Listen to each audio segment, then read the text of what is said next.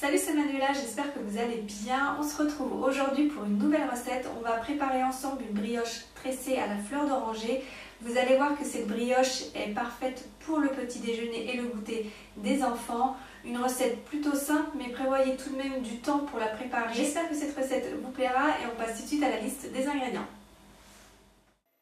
Pour cette recette, vous allez avoir besoin de 8 g de levure sèche, 20 centilitres de lait tiède, 500 g de farine T45, 95 g de sucre, 4 g de sel, 2 œufs plus un jaune, 2 cuillères à soupe de fleur d'oranger et 110 g de beurre mou.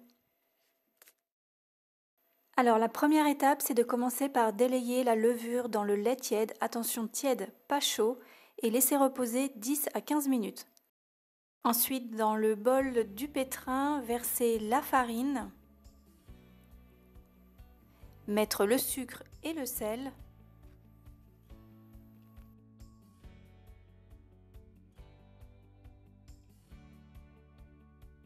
verser le mélange lait-levure sans la mettre en contact avec le sel et le sucre, ajouter l'eau de fleur d'oranger, ensuite les œufs, et pétrissez à vitesse 2 pendant 6 à 7 minutes.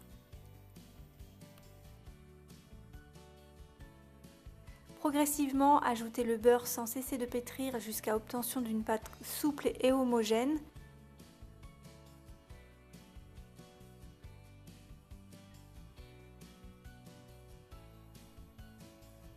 Arrêtez de pétrir dès que le beurre est bien incorporé, la pâte doit être très lisse, souple et élastique.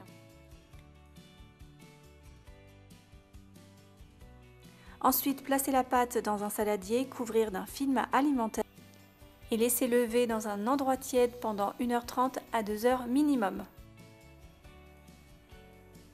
Une fois la première levée terminée, dégazez la pâte en appuyant bien avec les mains.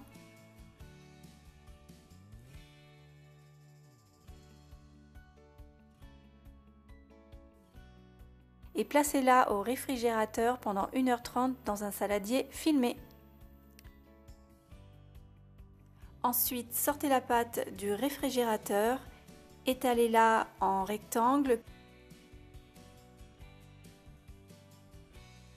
puis coupez 3 bandes afin de former 3 boudins.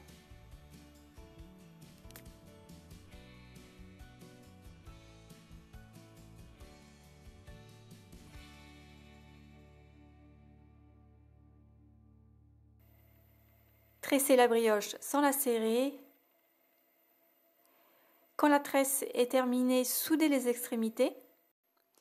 Mettez à lever une dernière fois pendant 50 minutes dans un endroit tiède. Ensuite, badigeonnez la pâte d'un œuf battu.